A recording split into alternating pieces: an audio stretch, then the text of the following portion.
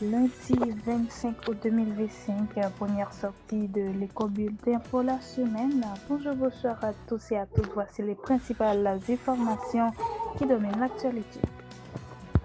Une attaque armée du gang Cocotte Saint-Raz dans la commune de Gaumont dimanche 24 août a causé la mort d'au moins 5 habitants. Pour l'instant, les circonstances de cette attaque n'ont pas été révélées et les autorités centrales de la police n'ont émis aucune communication à ce sujet. Des dizaines de déplacés vivant de des camps précaires à Port-au-Prince et à Delma ont manifesté le dimanche 24 août 2025, rassemblés sous le slogan « Les ghettos veulent vivre », ils ont exigé de pouvoir regagner les quartiers qu'ils ont dû abandonner sous la menace des groupes armés. La manifestation a pris départ de la zone de Bourda avant de traverser plusieurs secteurs de Delma en direction du carrefour de l'aéroport. Parmi les manifestants figuraient de nombreux enfants, des jeunes filles et des mères de famille autrefois installés à Solino, Nazan, Badelma et dans d'autres zones populaires. Ils ont dénoncé les conditions de vie difficiles dans les camps de fortune qu'ils décrivent comme invivables et ont plaidé pour un retour rapide à la paix. L'Office national de l'aviation civile OFNAC a annoncé avoir été la cible d'actes de sabotage contre ces installations de communication situées dans la zone de 15 par des gangs vivent ensemble.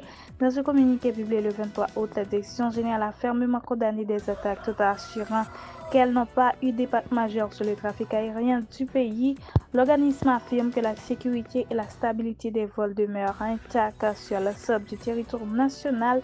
En effet, des solutions d'atténuants ont permis de maintenir la fiabilité du système aérien et d'éviter toute conséquence grave pour les passagers et les compagnies. Le chargé d'affaires à l'ambassade des États-Unis en Haïti, Henry Wooster, a renouvelé dans une vidéo publiée le vendredi 22 août 2025 l'engagement du gouvernement américain à aider Haïti à combattre les groupes armés et toutes les personnes qui les soutiennent.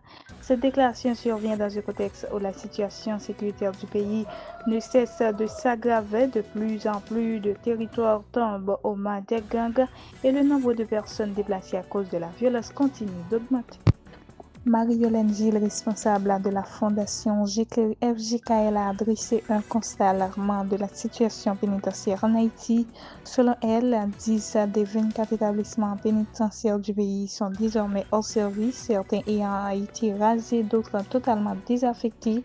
Cette dégradation structurelle compromet gravement la capacité de l'État à assurer la détention dans des conditions légales et humaines. Le commissaire divisionnaire Jacques Adair, de retour dans l'Artibonite, il est le nouveau directeur départemental de la police de la région, informe le porte-parole adjoint de la PNH, Lionel Lazare. Il remplace à ce poste le commissaire Jean-Frénel Beauvoir. Jacques Adair est présenté comme un véritable combattant.